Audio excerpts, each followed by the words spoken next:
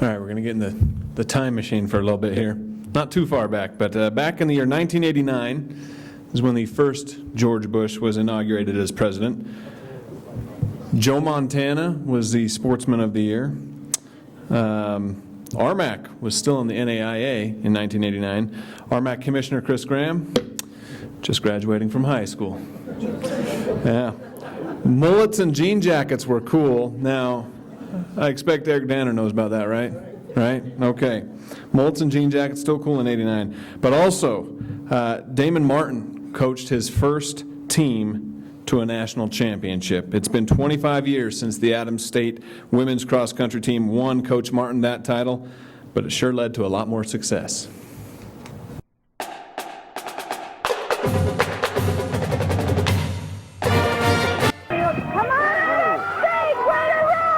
Winning national championships is a habit at Adams State, but back in 1989, it had been 8 years since the ASC women had held the trophy.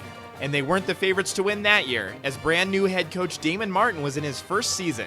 I can remember it like it was yesterday. It was my very first year as the women's head coach, and we had these girls, and we were improving as the year went on and getting better and better. One of the top runners on that team was freshman Amy Giblin, who is now in the RMAC Hall of Fame. Amy Giblin was, she was my very first recruit, and she was our #1 runner all year long, except for the national meet. She was our #2 runner at that meet as a true freshman, and what an example she set for the team, and you know, really proud of you know, even as a youngster to go and finish as high as she did at the national champ. It was an All-American, and just somebody that we could count on. At the national meet in Kenosha, Wisconsin, Coach Martin had to deal with more than just a young team. It was frigid cold. Oh, it was snowing, and it was one of those days it was really windy, and wind chill must have been probably something like 15 or 20 below zero. Yeah, it was cold. Which perhaps worked to Adams State's advantage. The team knew they ran well, but they didn't find out the results until later on that night.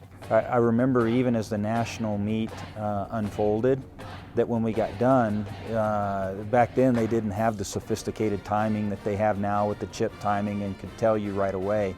We didn't know, they afterwards, what they did in the NAI back in those days, that you would go to a banquet afterwards, and they'd sit you in an auditorium, and they didn't tell you what places you were or this and that, and so they started calling the teams out backwards from 10 down to first. And I remember when they got to like 4th or 5th place, one of the girls on the team says, "Coach, do you think that they forgot?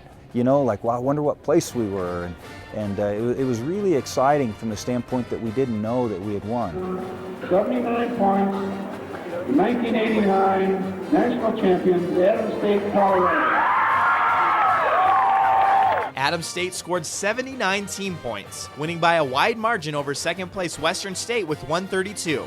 This would be the second cross-country sweep for Adams State, as the men, led by RMAC Hall of Famer Rick Roberts, also won the national title. Martin would be named National Coach of the Year, an award he's received more than 20 times since. It was probably one of the more unlikely teams when I look back in the history of maybe what their expectations should have been.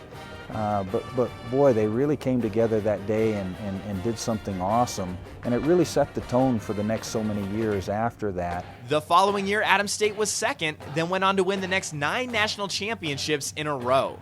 The 1989 Adams State women's cross-country team, RMAC Hall of Fame, class of 2014.